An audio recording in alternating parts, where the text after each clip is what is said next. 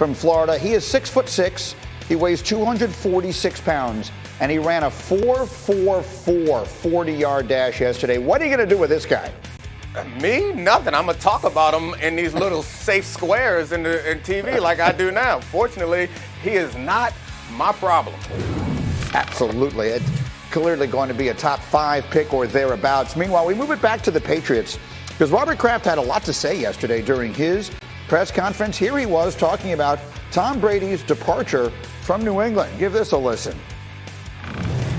I would have loved for him to have retired as a Patriot.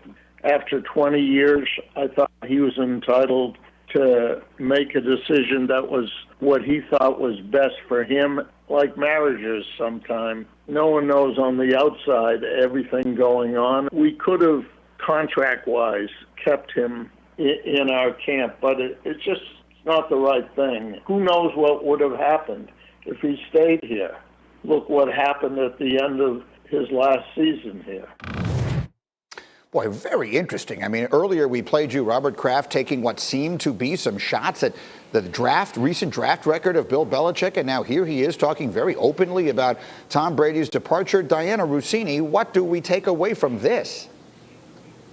What I hear is going 7-9 stinks, and everybody has a really short-term memory. So as much as Robert Kraft came out of the gate basically kind of criticizing, not even kind of, he was criticizing Bill Belichick's choices in the draft over the last few seasons. It just goes to show you, what have you done for me lately? Because that's exactly how everybody approaches every season. No one cares what you did. It's what are you going to do for me in the future? Bill Belichick just spent over $110 million of Robert Kraft's money to build up this team, this roster through free agency, something that we've never really seen New England do. Pay top dollar to build and create better players for their team. Yet, Greeny, my biggest takeaway yesterday was that Robert Kraft is still pretty unsure of what they're going to do at quarterback. He doesn't sound very confident that the New England Patriots' plans right now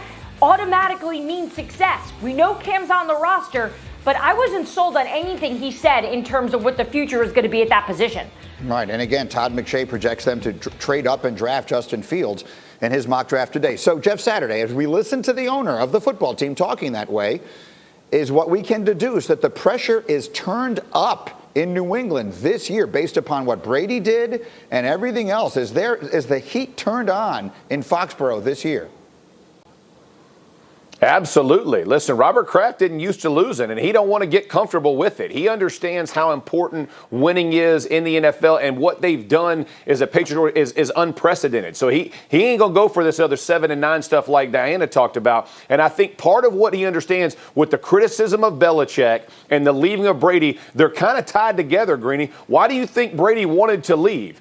Because he knew the things outside weren't working for him. He understood he's potentially being exposed or criticized for things he can't control, right? He can't control what's going on outside of him. No matter, he can't catch it and run routes and throw it and do all those things. So you put him in Tampa Bay, you watch what he does when they put talent around him. They understand protecting him, which the Patriots always did a good job at. But understanding Belichick, the pressure is definitely on. Kraft isn't going to get used to this. He's not going to be comfortable with it. He's going to press it. But I think Belichick will answer it in a big way this season. What jumped out to you, Neek? Well, there's 3 things. First of all, Diana, I appreciate the Janet Jackson reference. Greeny didn't even mention it, but I heard it. Ooh, ooh, ooh, yeah. And the second thing that I was thinking is, it feels like Seth Wickersham at some point is going to tell us exactly what happened in that organization, because Robert Kraft was alluding to a whole bunch of stuff that he is not being specific on. Yes. And the last thing I have to disagree with Jeff, as much as I hate to do that, is the pressure is not up in New England, because pressure suggests that there's going to be some sort of consequence. I feel like Bill Belichick can go 0-17 for the next 6 seasons, and they still ain't going to go nowhere. Like Robert Kraft just talking in the media. They're not going to move on from this man who has gotten them to 9 Super Bowls and won them 3 and is the greatest coach we've ever had. So, it's fake pressure. It's a little bit of heat, but it's not really hot in New England right now. I don't agree with you. They moved on from Tom Brady. I think Robert Kraft's tone was, I don't like losing. This isn't great. And I don't think Bill Belichick's safe. I mean, if he loses 17 games for the next 3-4 seasons, I don't think he's going to finish his career in New England. No way. I apologize. That's called hyperbole. But the point is, Bill Belichick is not getting fired. Like, let's chill out on that. He's not on a hot seat. We will leave it there for the moment. We will come back to this and we will check the temperature on Bill Belichick's seat. But you know what's hot? The Major League Baseball season starts today. Here we go. And it starts with a bang. Huge news coming out of baseball on opening day. The Mets and their superstar shortstop Francisco Lindor agreeing on a 10-year, $341 million contract. Lindor and the Mets will open their season on ESPN tonight against the Nats at 7 o'clock Eastern. And with that signing, he's now the third highest paid player ever in baseball. Number one among shortstops, the $341 million, just surpassing the $340 that Fernando Tatis got. I have a suspicion that isn't a coincidence. But the best thing I can tell you about the start of the baseball season is that Jess Mendoza is back. It has been far too long, Jess, since we've had you here. Thank you for getting up with us. What was your first reaction when you saw the deal with Lindor got done? Welcome to baseball, Steve Cohen. I mean, he promised us, right? He said he came in, he wanted to sign some mega deals, he wanted to spend some money, and I felt like the anticipation of this, you knew as soon as Lindor was traded from the Cleveland Indians that this was going to happen, that everything Steve Cohen had said leading up to this about the fact that they wanted to spend the money, and they finally did. Of course, in the 11th hour last night, but my biggest thing is Steve Cohen has promised, I mean, think about the biggest deal in Mets history was David Wright. Before this, $138 million over 8 years. This is $200 million more. This is huge for one of the baseball's biggest teams and now baseball's biggest owner to sign Francisco Lindor. One of the game's most dynamic players, exciting to watch, and he's going to be in such a huge franchise in the city. I mean, huge for Steve Cohen to do this. Mostert, Kittle in that dominant offensive line, and I have to imagine that Kyle Shanahan sees that and gets excited. Imagine Justin Fields on the edge with George Kittle in man coverage against a linebacker.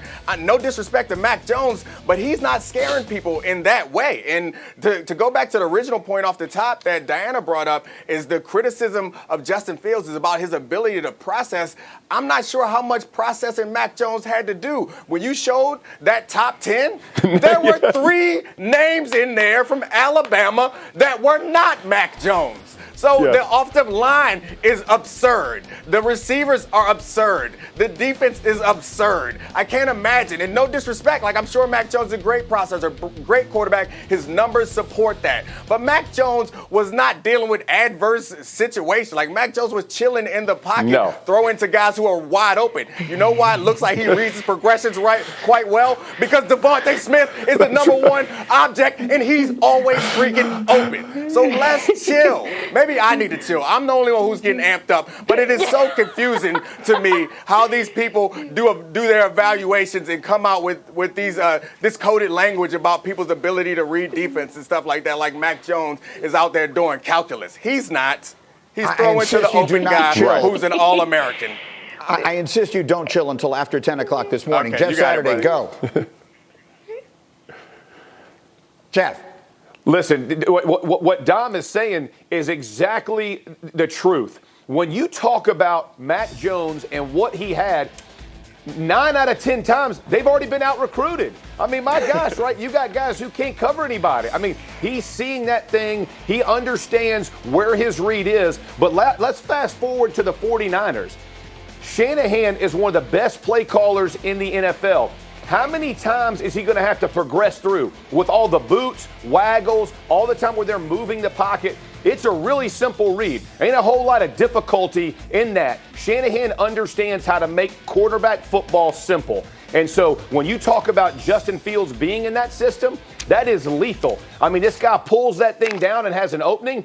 It's not a Mac Jones 4 or 5 yard gain. It's a 15 to 60 yard touchdown. That's just a difference maker. I think I'm kind of with Dom on this. A little bit of a smoke screen going, trying to put people off of what they're trying to get done. I'm up against the break. Diana, quick final thought on this. We have tons of time to do it. Go. Guys, Kyle Shanahan is the same guy who's been in love with Kirk Cousins for the last 7 years. That's not Justin Fields. He's gotten smarter. Kyle Shanahan, I like that he's gotten smarter. No, Kyle Shanahan is a great offensive coordinator. It's clear to me that he may not be a great quarterback evaluator. There are two different skills. If he's trying to get Kirk Cousins right